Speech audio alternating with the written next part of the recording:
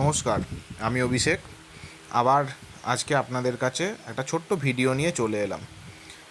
অনেক দিন ধরেই ভাবছিলাম যে আমাদের গ্রুপ কাজ করা শুরু হওয়ার সময় কিছু বাচ্চার রেস্কিউ এবং তাদের ট্রিটমেন্ট বা তাদেরকে নতুন কোনো বাড়ি খুঁজে দেওয়া এই সংক্রান্ত কিছু ভিডিও বানিয়ে আপনাদের সামনে নিয়ে আসব।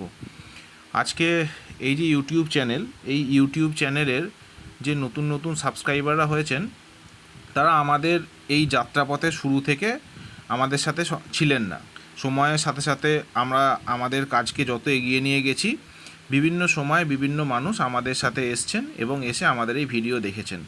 তাই আমাদের ট্রিটমেন্টের কিছু পুরনো ভিডিও নিয়ে অল্প অল্প করে আমি আপনাদের সামনে নিয়ে আসব। আজকে নিয়ে এলাম আমাদের একটি পুরনো ঘটনা। হেমা বলে বাচ্চাটির নাম।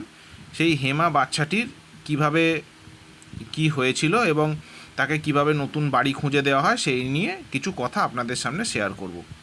এই যে বাচ্চাটিকে দেখছেন, এই বাচ্চাটির নাম হেমা।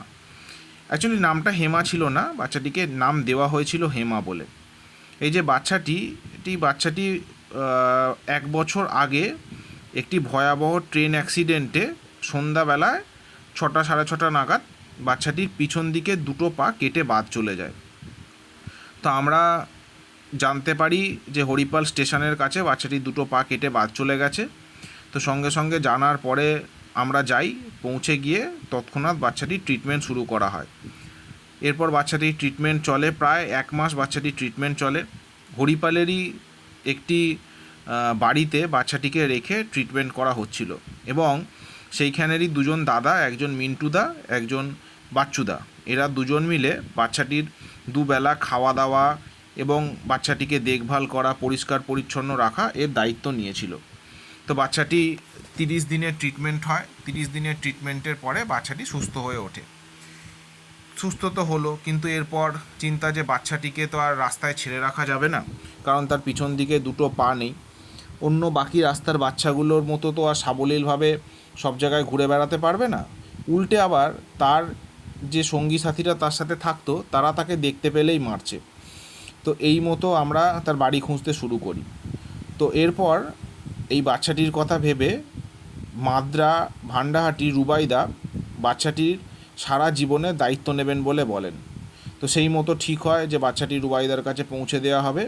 এই যে ভিডিওটি দেখতে পাচ্ছেন এই মুহূর্তে, তো বাচ্চাটিকে ট্রিটমেন্টের পরে পেছনের দুটো পা অনেকটাই সুস্থ হওয়া অবস্থায় বাচ্চাটিকে নিয়ে আমরা রওনা দিই রুবাইদার বাড়ির উদ্দেশ্যে।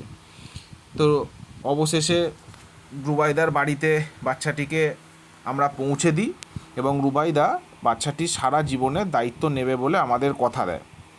তো বাচ্চাটি যায়। বাচ্চাটি প্রথম দিন যাওয়ার পরে কিছুটা তার অসুবিধা হয় মানিয়ে নিতে। এই যে দেখছেন, প্রথম দিন রুবাইদার বাড়ি যাওয়ার পরে এই বাচ্চাটি গিয়ে রুবাইদার বাড়িতে এই বাচ্চাটি ছাড়াও আরও অনেকগুলি বাচ্চা আছে।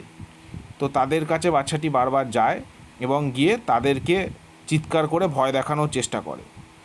তো যাক, তাদের সাথে মানিয়ে গুছিয়ে নিতে বাচ্চাটির বেশ কিছুদিন সময়ও লাগে, কিন্তু বাচ্চাটি রুবাইদার আদর যত্ন এবং মায়া মমতায় বাচ্চাটি অন্য বাচ্চাগুলোর সাথে যথেষ্ট মিলেমিশে থাকতে শুরু করে এবং হেমাও আস্তে আস্তে এই বাচ্চাগুলোর সাথে মিলেমিশে উঠতে শুরু করে। এই যে বাচ্চাগুলোকে দেখছেন, এইগুলো রুবাইদার বাড়িতে আগে থেকেই থাকে এই বাচ্চাগুলো। তো রুবাইদার বাড়িতে যাওয়ার পর হেমা তো বাকি বাচ্চাগুলোর তুলনায় বেশি আদর ডিজার্ভ করে। এই রুবাইদার সাথে এখান ওখান ঘোরে এবং অবশেষে রুবাইদার ঘরেই থাকতে শুরু করে বাচ্চাটি। তো এখন বাচ্চাটি কেমন আছে 1 বছর পরে সেটা দেখুন। এবার দেখাবো বাচ্চাটি 1 বছর পরে কীরম অবস্থায় আছে। তো অনেক দিন ধরেই চিন্তা করছিলাম যে বাচ্চাটি কেমন আছে, কোনো খবর তো পাইনি। তো রুবাইদাকে বলি, তো রুবাইদা বলে হ্যাঁ ঠিক আছে, বাচ্চাটির ছবি দেবো। এবার দেখুন বাচ্চাটি অনেকটাই বড় হয়ে গেছে, অনেকটা যত্নে থাকে এবং তার নিজের ঘর আছে, সে এখন তার নিজের ঘরে থাকে। এই যে বাচ্চাটি 1 বছর প্রায় পেরিয়ে যাওয়ার পরে বাচ্চাটি পুরো যত্নে লালিত পালিত হয়ে আগের থেকে অনেকটাই বড়সড় হয়ে গেছে এবং বেশ বাকি বাচ্চাগুলোর তুলনায় অনেকটা ফ্রেন্ডলি হয়েছে। এই যে রুবাইদার বাচ্চাটিকে আদর করছে। রুবাইদা বাড়িতে এলে বা বাড়ি থেকে বেরিয়ে গেলে বারবার চিৎকার করে রুবাইদাকে ডাকে। তো যাক, এই রকম কিছু ঘটনা আর কিছু ভিডিও নিয়ে আমি আপনাদের সাথে আসব। যদি ভিডিওটি ভালো লেগে থাকে তাহলে ভিডিওটি দেখবেন এবং লাইক এবং শেয়ার এবং সাবস্ক্রাইব করবেন যারা নতুন এই চ্যানেলটা দেখছেন। অনেক ধন্যবাদ। আপনারা পাশে থাকুন, আমরা আপনাদের আশীর্বাদে আরও এগিয়ে যেতে চাই। ধন্যবাদ।